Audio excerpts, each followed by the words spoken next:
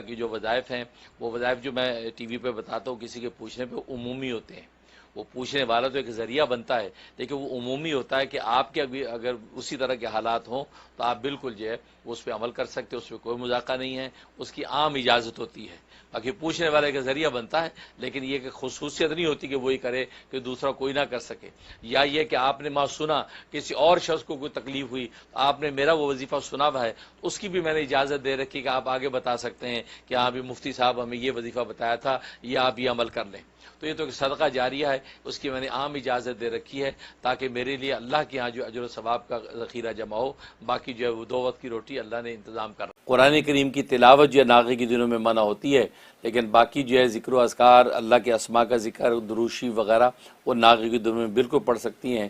تو کوئی بھی اسم اعظم یا حیو یا قیوم یا اللہ یا رحمان یا رحیم، اس طرح یا ذل جلالہ والاکرام وغیرہ، تو اللہ کے کوئی بھی نام ہے اسم اعظم کے وہ ناغے کے دنوں میں خواتین پڑھ سکتی ہیں، اس میں کوئی مذاکرہ نہیں ہے.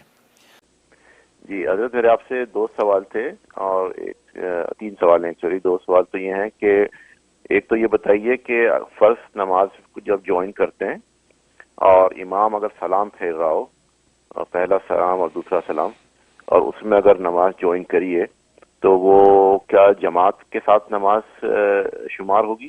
ایک تو یہ سوال ہے. دوسرا سوال یہ ہے آپ سے کہ اگر وطر کے اندر دعائے قنوت پڑھنا بھول جائیں تو کیا وطر ریپیٹ کرنے پڑیں گے یا نماز ہو جائے گی؟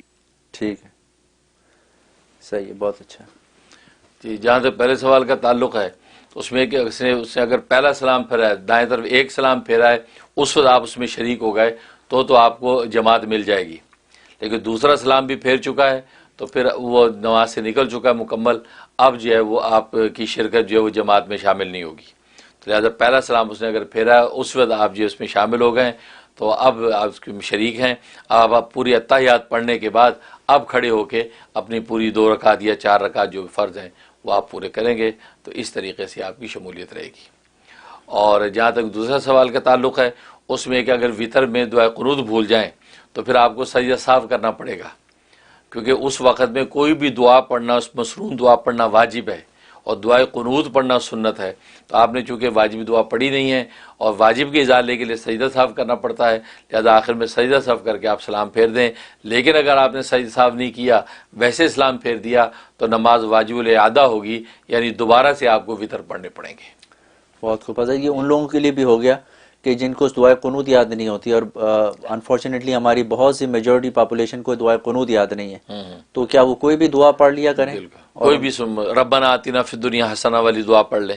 اچھا، تو وہ کوئی بھی دعا پڑھ لیں تو وہ اس کی قائم مقام ہو جاتی کہ واجب ادا ہو جائے گا، صحیح صاحب نہیں آئے گا. بہت شکریہ.